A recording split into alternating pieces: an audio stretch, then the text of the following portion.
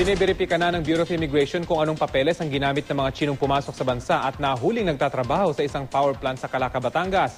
Karaniwang modus daw kasi ng mga dayuhan na magpunta rito gamit ang tourist visa, pero iligal na magtatrabaho at magiging kakompetensya pa umano ng mga Pilipino sa hanap buhay. Balita hatid ni John Consulta.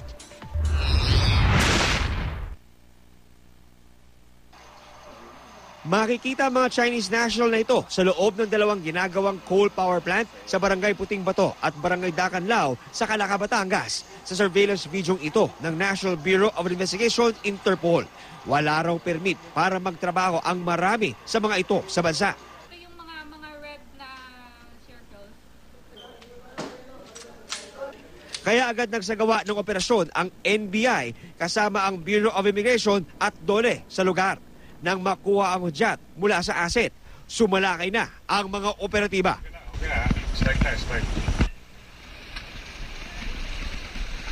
Nagkatensyon ng harangin ng mga gwardya ang mga operatiba na mapasok sa pasilidad.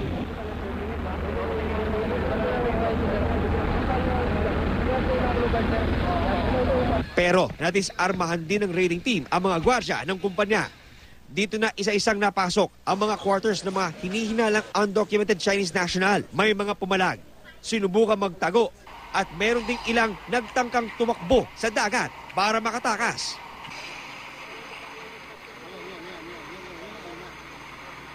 Pero lahat, huli pa rin. Kwento ng isang Chinese national, 4 na buwan na raw siyang nagtatrabaho sa Pilipinas. 100,000 is your salary. Yeah, Is it correct? yeah, we can say that. What is the biggest bonus that you got? The biggest bonus so far? 50,000 pesos or 100,000? It depends, yeah. But you got 100,000 bonus already before? Almost? Almost 100,000.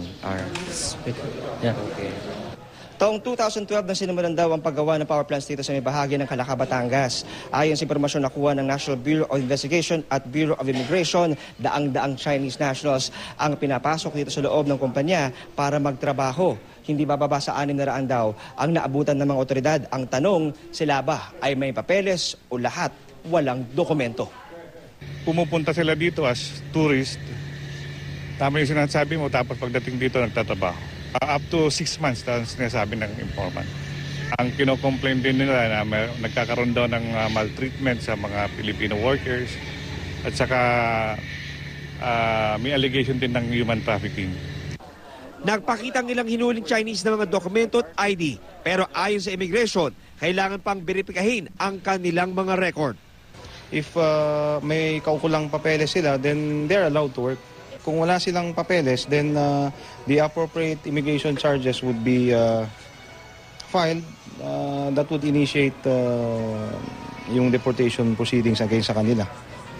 Tumanggi magbigay ng pahayag ang kontraktor ng mga Chino na inabutang nagtatrabaho sa loob ng power plant. John Consulta, GMA News.